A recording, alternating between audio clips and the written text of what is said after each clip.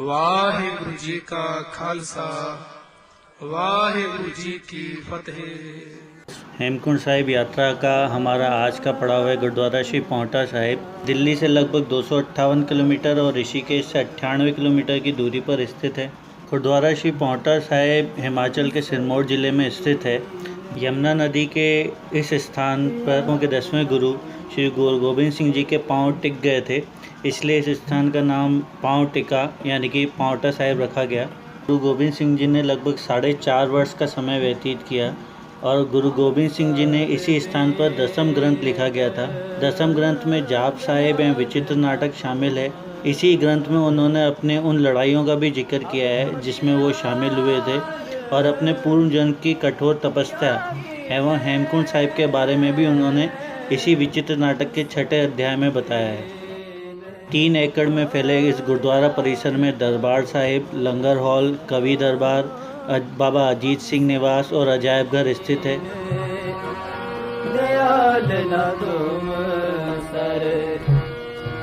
अब पत्तियां क्या गुरुद्वारे का दरबार हॉल बहुत ही खूबसूरती से सजाया गया है। यहीं पर आपको गुरु ग्रंथ साहिब का प्रकाश देखने को मिलेगा और गुरु गोबिंद सिंह जी के शस्त्र भी यहीं पर रखे हुए हैं।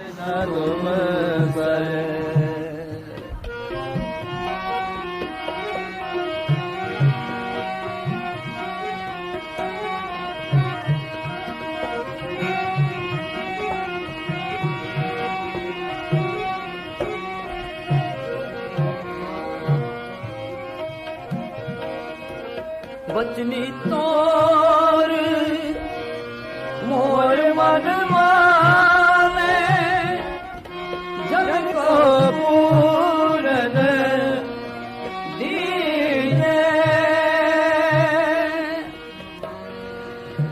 जन को पूरन दीजे जन को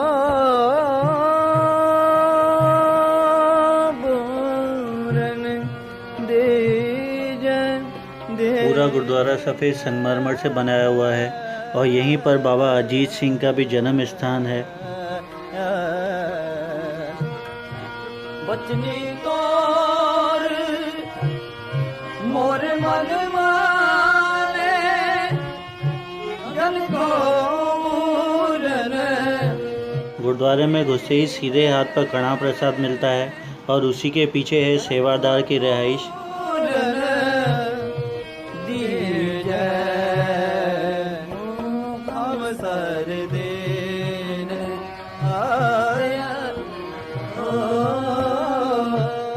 उसी से थोड़ा सा और आगे आप चलेंगे तो यहाँ पर 1702 से 1705 के बीच हुई बंगाणा के युद्ध में शहीद 40 मुक्तों के नाम भी यहाँ लिखे हुए हैं।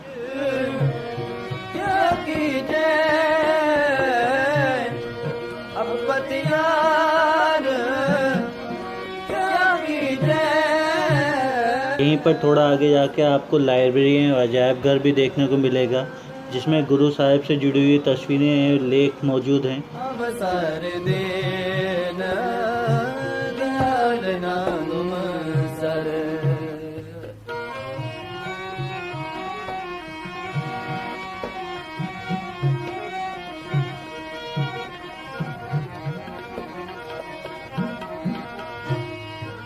बल बल जाओ रमैया ने करण गवन अबोले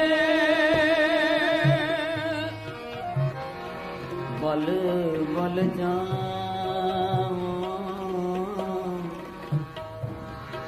बल बल जाओ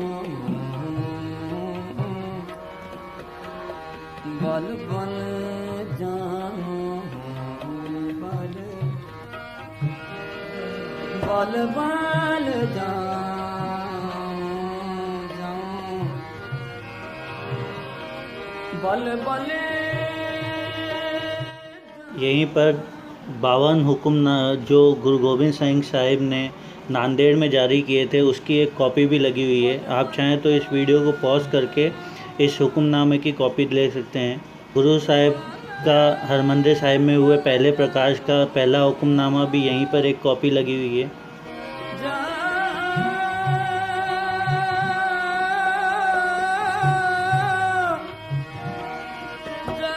मेन एंट्रेंस के उल्टे हाथ की तरफ जोड़ाघर, रिहाइश, स्टोर एवं लंगर हॉल भी है। आप अगर हेमकुंड साहिब यात्रा पर जा रहे हैं तो यहाँ आपको रुकने की पूरी व्यवस्था है। बल बल जाओ। लंगर हॉल में रोजाना 2000 से 5000 लोगों को भोजन कराया जाता है।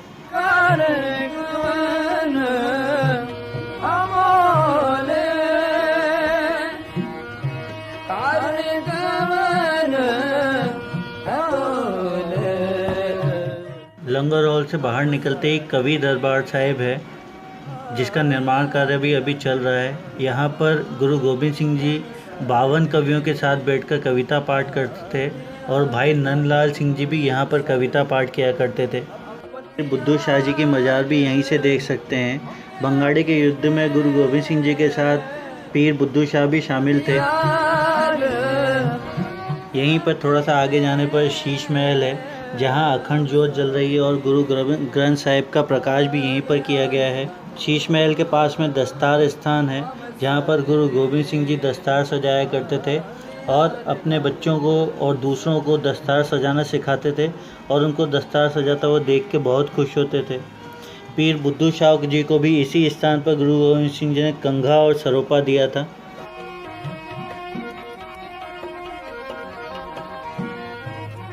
गुरुद्वारा पांवटा साहिब के आसपास के गुरुद्वारों का यह नक्शा है। यमुना नदी यहाँ पे पूरे वेग से बहती है, लेकिन बिना किसी आवाज़ के।